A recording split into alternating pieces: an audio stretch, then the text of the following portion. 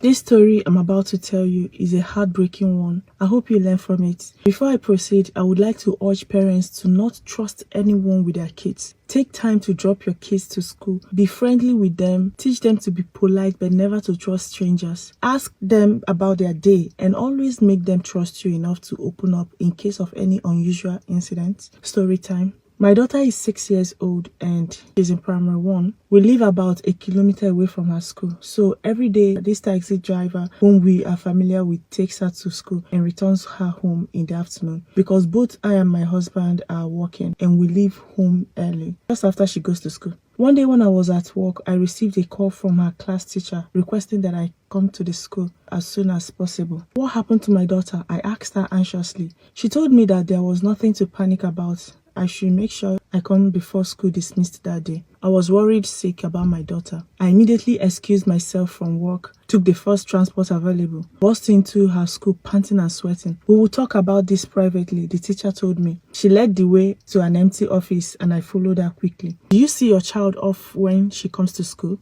What time does she leave the house and how does she behave? These were the teacher's questions. I didn't know where this was leading to, so I just said yes. She gets picked up a bit early because I have to rush to work. So around 7 to 7:15 a.m. and she behaves normal. I want you to brace yourself with what I'm about to tell you. Are you ready? The teacher asked me. I didn't have a choice, so I just nodded. The teacher began calmly. Your daughter arrives here around 8:30 a.m. every day. And each time she comes to school in the morning, she comes with tears. First, I thought maybe because she didn't want to come to school. Severally, I've asked her what the matter was, but she wouldn't give me a reply. Today, when she arrived, she was crying as usual. So I took her aside, gave her some sweets, and promised her more candy tomorrow.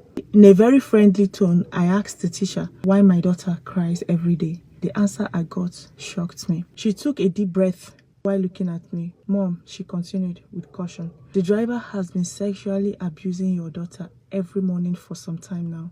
What? I almost fainted. I would have fallen down if I was standing. For God's sake, this girl is only 6. How can some men be this wicked? Apparently, every morning before taking her to school, this man would take her to his house and even threaten to unalive her if she should tell anyone.